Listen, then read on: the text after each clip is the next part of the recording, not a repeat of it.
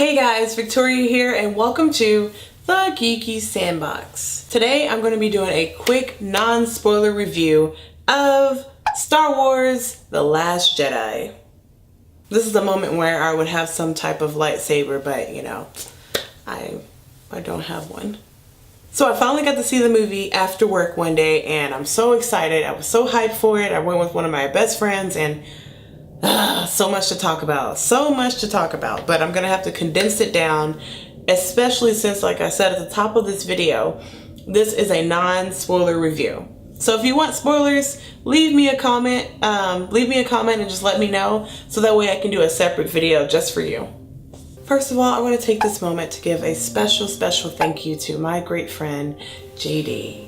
He really pushed me in order to get this video out, and he was very excited for me to review it. And every time I saw him at work, he would never let me be. You know what I mean? He's really excited for this review, and not that I'm not excited, but you know, guys, you know, patience. You want to see the movie twice, but JD demanded this review immediately, so I'm pretty sure you guys did too, so I'm more than happy to go ahead and do that for you guys today. But this one, JD, is specifically for you. So as we know, Star Wars Episode 8, also known as The Last Jedi, is kind of like the meat and the sandwich of this new Star Wars trilogy that they're doing right now. And I really think that it was a nice continuation. You know, when you have sequels or some type of continuation, it's not as good as the first one.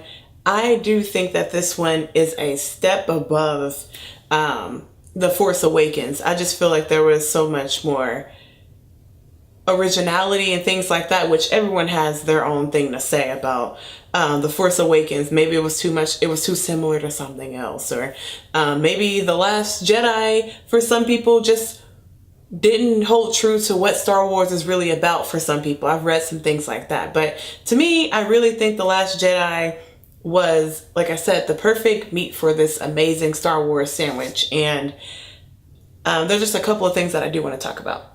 One of the themes that I picked up from this movie is kind of out with the old and in with the new. I don't think anything's wrong with that. But, you know, we don't want to get rid of all the old, because some of the things that we really loved in the original Star Wars movies, you just can't get rid of those. Like, you know, like lightsabers and specific characters and things like that. Like, you just can't get rid of those. Those things are tops. Those things, sound effects, visuals, certain editing styles, certain transitions, like the little like wipe transitions.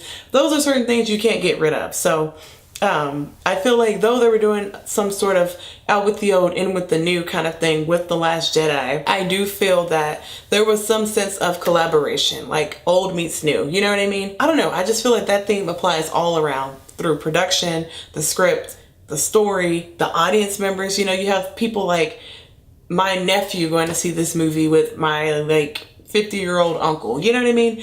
Those kind of things, I don't know, that's just the thing that makes me love The Last Jedi. You kind of have this new generation with this old generation kind of coming together to make something awesome happen. The music, as always, is spectacular. It keeps you hype, it keeps you interested, it keeps you invested, and you still have those common themes that kind of swell up whenever you have certain characters come on screen. So that's always great to hear. Another thing I want to mention is we get, like, oh my god, guys, I love this so much. We got to see some of the old characters from the original movies.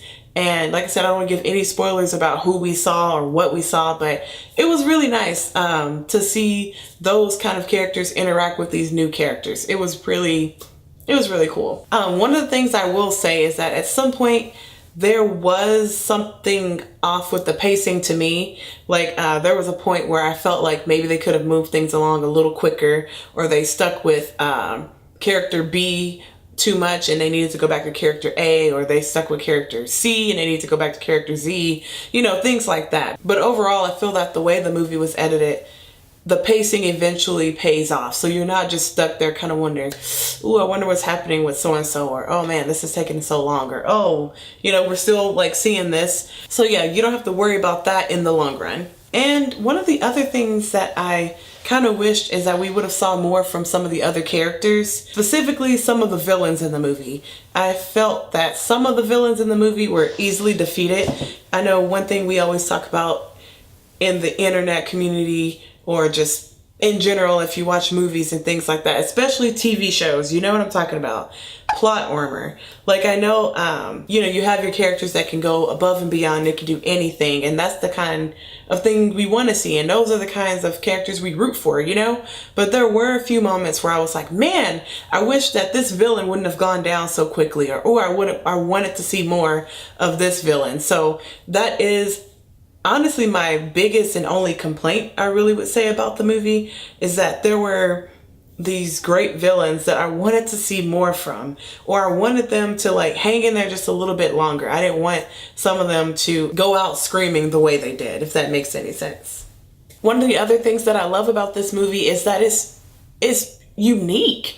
Like, Rian Johnson, who is the director for this one, he took those Star Wars reins from J.J. Abrams. And to me, that is such a difficult task in itself, because Star Wars, as we know, already has the old themes and the things we love, such as hope and light and darkness and evil and things like that. And then, while at the same time, they have these new themes of strength and new age and new order and things like that.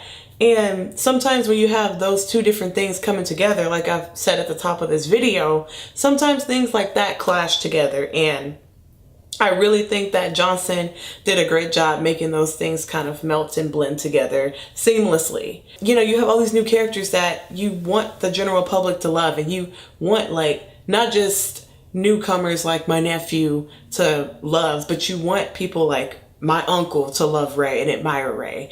And I don't know, I give Rian Johnson kudos, because that's not an easy thing to do and to achieve, but I personally think he did it. Going back to how I feel The Last Jedi is very unique within this trilogy so far, the stakes are so much higher.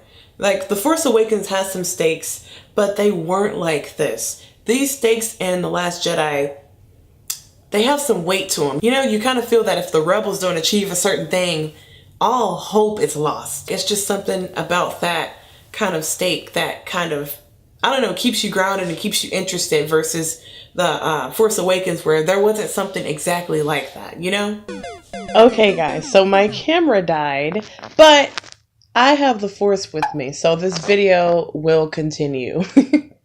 And with those really high stakes, you have some really, really, really nice and breathlessly exciting fights between the crushing weight of an opposing regiment and the ragtag group of rebels who we've grown to know and love, and they're daring to fight for what's right. And though I did enjoy The Force Awakens, that's not something I can say that it really had drilled into it. Though the fate of the galaxy is like the movie's biggest concern right now, you want to have something that keeps the movie grounded and keeps the movie rooted. And that was done through compelling character drama, which of course was led by Rey. But one other character I want to mention is Rose, who was played by Kelly Marie Tran. And she, to me, was a notable standout and a very, very much so a remarkably talented cast. So with that being said, should you go see The Last Jedi? Yes, of course, go see this movie. It's worth your time, it's worth your money, and I've probably said this once already in this video, but that's how much I mean it, guys. Rian Johnson helped usher this latest Star Wars trilogy into this new territory, and this new territory includes breathtaking visuals and characters with depth and, like I said, high stakes and things that matter. And though The Force Awakens was very successful in 2015, Star Wars is a massive and beloved franchise. It's just one of those things where no matter what and no matter who you are, the fans are going to have these very, very high expectations. And I just really think it was met by Rian. Abrams is really going to have his work cut out for him when he comes back for episode 9. I give Star Wars Episode 8, The Last Jedi, 4 out of 5 geeks. If you like this video, please give it a like rating down below. And if you're JD, please give it a like rating down below. And thank you guys so much for watching. If you're new to my channel, go ahead and hit that subscribe button so you can get more movie reviews like this one. And I'll see you in the next video. Bye!